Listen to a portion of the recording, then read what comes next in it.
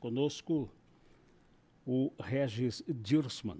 O Regis é diretor do Grupo Dirsman, que está completando 55 anos este mês de atividades. Importante a entrevista, importante a referência e a deferência que o programa está fazendo, porque é uma atividade ligada a situações mais nevrálgicas na questão emocional das pessoas, a questão envolvendo um funeral, a questão envolvendo a assistência, plano de assistência e tantas outras circunstâncias que o pessoal do Dirsman se envolve há 55 anos e em evolução. Regis, parabéns pela data. Soubemos que você tem capitaneado junto com a família, mas especialmente você, buscando aperfeiçoamento, inclusive envolvendo o crematório e outros tantos serviços que o Dirsman tem prestado. Parabéns pela data. Bom dia, Paulo. Bom dia, Renato. Bom dia a todos os ouvintes. É uma satisfação estar aqui presente, representando a Dirsman. Obrigado pelas felicitações, Paulo.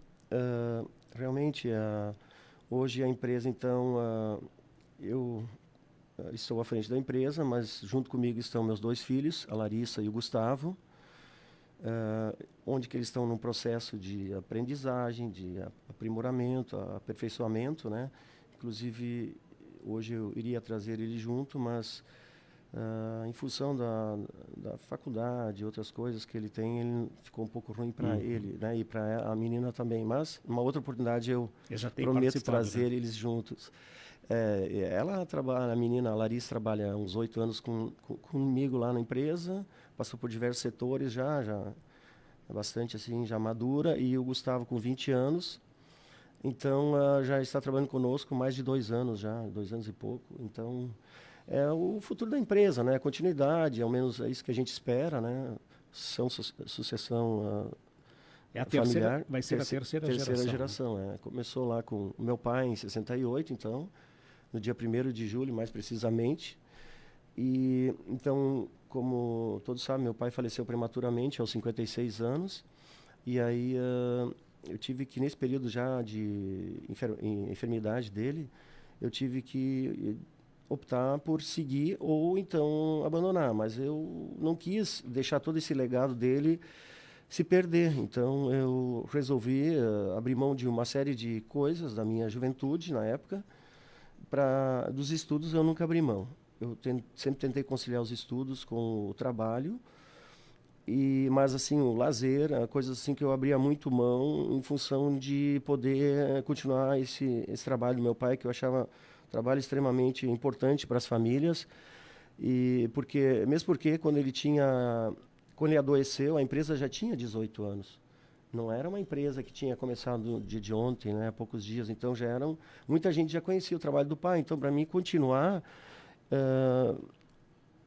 foi um pouco estranho, porque não era a pessoa do meu pai que atendia mais as famílias e prestava não só o atendimento, como fazia o trabalho operacional ali, né? Porque, na verdade, o teu pai era marceneiro e carpinteiro. Né? Ele surgiu desse segmento. Ele trabalhou o Dirsman começou na construção de urnas, né? O pai primeiro era agricultor, depois ele saiu então da casa dos pais, ele foi para uma fábrica de carrocerias que tinha em Corvo, antigamente, hoje Colinas, que era a Sport Schneider, lá em Corvo. Lá ele aprendeu as habilidades de marceneiro, né? Fazia ônibus, caminhões baú já, faziam muita estrutura de madeira, então teve que aprender a habilidade de marceneiro.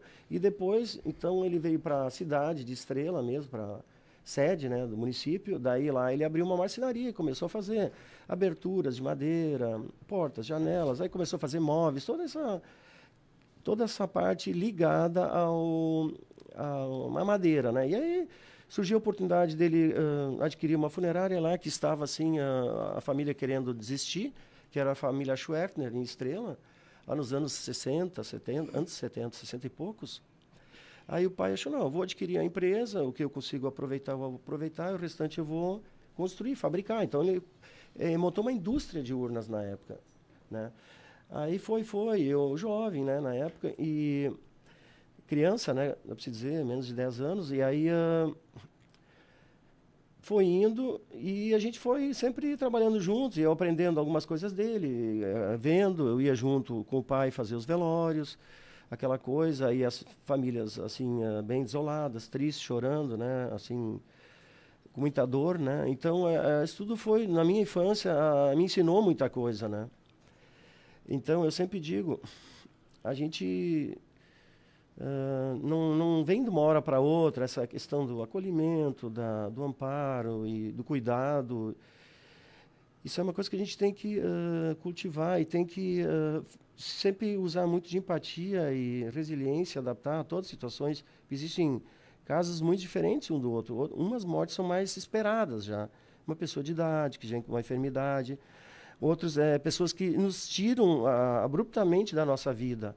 E isso não, abre um vazio assim imenso, né? Então, a gente procura passar para a nossa equipe constantemente, no dia a dia, que são mais de 100 colaboradores, essa questão de cada atendimento ser o outro, um novo atendimento, mas sempre seguindo os mesmos processos e o mesmo cuidado, o mesmo carinho, o mesmo respeito com todos, né? No seu entendimento, para chegar aos 55 anos de empresa, qual é o principal lema, qual é o principal perfil, qual é o principal ditame dentro do Dircmann? Nós temos um propósito que a gente segue muito, que foi decidido, esse propósito não foi um propósito imposto por ninguém, e sim foi um propósito que foi, assim, surgiu de um encontro de gestores, que eram 17 na ocasião, onde que a gente fez a dinâmica, onde é que a gente tem empresas de desenvolvimento humano que trabalham conosco, né? E desenvolvimento de gestores. E numa desses encontros, então, a gente...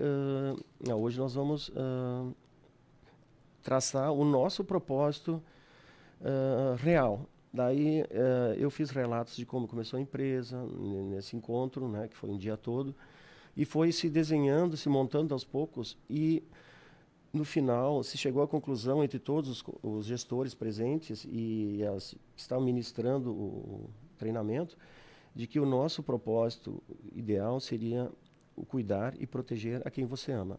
Esse é o nosso propósito, o propósito da Dircmann hoje, que é um propósito muito assim profundo, que isso não pode ser da boca para fora, e sim tem que na prática acontecer. E que é abrangente, né? E são muitos colaboradores, isso para assim, replicar entre eles, isso tem que ser constantemente reforçado, né? Então a gente é muito criterioso na escolha da nossa equipe de colaboradores, em que a gente tem que ser, acima de tudo, uma pessoa com princípios, né? Caráter, tem que ter, assim... Respeito ao próximo. Essas coisas básicas assim que a gente trouxe da família, que a gente aprendeu desde cedo, e isso a gente compartilha com a nossa equipe. Ontem à noite a gente teve um encontro no que a gente apresentou uma nova gestora para parte da nossa equipe, no encontro ali no quiosque da Univates, e fizemos depois uma pequena confraternização. E então a gente procura sempre integrar o pessoal e colocar eles que nós somos tudo uma engrenagem só, e nós todos somos uma coisa só, ninguém faz nada sozinho, e que um depende do outro, um precisa do outro, e sem isso a gente não vai a lugar nenhum, né? Sem essa ideia. Então, essa questão do propósito, eu acho que ela casa bem com a nossa ideia, desde a época do meu pai, que eu sei que ele fazia muito isso, dentro das limitações dele, dentro da falta de, assim, mais estudos, e sim, mas era uma pessoa que sempre... dava o seu melhor para dar um suporte para as famílias nessa hora de perda, de fragilidade, né? Regis, para fechamento da nossa conversa de hoje, o que é o Dircmann atualmente e o que é que você projeta para os próximos passos? Olha, o Dircmann atualmente é uma empresa que neste ano a gente não está investindo muito, assim, e sim internamente, mais em treinamentos, em qualificação da nossa equipe, não tanto em infraestrutura e obras, mas no próximo ano a gente já deve voltar de novo com bastante força nessa área. A gente deu um recuo estratégico em função de compromissos, né, já assumidos anteriormente, de deixar as contas em dia, a gente não é de dar o passo maior que o tamanho das pernas, né? E como mudou a política e a economia, a gente também foi mais devagar esse ano, não tem como extrapolar. Então, mas para o próximo ano a gente já tem bastante projetos em andamento, assim, só não gostaria de abrir aqui exatamente quais são, mas seria, na verdade, melhorias da nossa estrutura em diversos municípios, onde é que a gente tem uma estrutura muito precária, ou a precária no nosso modo de ver, né? Não que os clientes tenham reclamado. E às vezes a gente acha que a gente fica devendo para o cliente, porque tem milhares de famílias que nos apoiam em algumas cidades, enquanto a gente tem apenas um escritório, às vezes, nessa cidade, né? Onde que a gente sabe que a gente poderia dar muito mais assim, conforto e serviços para eles, estando mais presente, né? E dessa forma, às vezes, que a gente analisa. E este mês, aproveitando, Paulo, já que está no fim da entrevista, este mês, no mês do aniversário da empresa, então, as pessoas que quiserem aderir ao nosso plano, o plano funeral assistencial da Dircmann, nós estamos isentando da taxa de adesão. A taxa de adesão é R$ 150. Este mês a gente estará isentando todos os novos clientes do pagamento da taxa de adesão. Então é um grande presente que a gente oferece neste mês de julho, né? E contamos com adesão de dezenas, talvez centenas de novos clientes neste mês aí. Crematório em Lajeado e crematório para pets. Olha, eu não posso descartar, não posso dizer dessa água eu não bebo, né? Para pet, ainda a gente depende, provavelmente, de uma legislação dos municípios para que regulamente essa questão dos pets. No momento que tu abre um crematório, tu tem que meio que ter um destino para os animais, né? E esse destino o ideal seria para cremar, e não descartar em lixeiras, enterrar nos quintais, ou sei lá, deixar abandonado aí, jogar num terreno baldio. Teria que ter uma legislação, como as grandes cidades do Brasil já têm, uma legislação onde que tem destino para o animal. Se tu quer ter um animalzinho, tudo bem, tu vai criar, vai ser teu xodó, tudo mais. Só que quando ele falecer, tu tem que dar um destino correto. E esse destino correto mediante uma legislação que o município tem que colocar. Inclusive agora Santa Cruz me pediu uma legislação, e eu tenho amigos que trabalham no crematório PET, nas cidades onde é que eles atuam com crematório PET. Santa Cruz já está querendo colocar uma legislação específica para dar destino a esses animaizinhos, né? De todos os portes, né? Um passarinho, tá, isso é exagero também, mas digamos assim, um cachorro, um gato, que é o que mais comum hoje, né? Mais as pessoas têm, as famílias. E porque um investimento dessa ordem, se tu não tiver uma legislação que te ampare, tu não vai ter retorno. Porque o investimento de um crematório PET é quase tanto quanto o crematório humano. Mas para o humano existe uma possibilidade do projeto de Lajeado ser reabilitado. Não vamos descartar, né? Se bem que isso partiria do zero, uma nova processo de licença prévia, licença de instalação e licença de operação. Até porque mudou o plano diretor, né? Agora o plano diretor permite, né? Na época é uma pena. É uma pena que na época não contemplava e é difícil mudar o plano diretor de uma hora para outra, sim, né? Ela é negociação, ela leva tempo, tem que estudar com calma. Tá bem, Regis. Muito obrigado pela presença. Muito obrigado. Parabéns mais uma vez. Grande abraço. Bom lhe rever. Regis Dircmann, o Dircmann completando 55 anos este mês.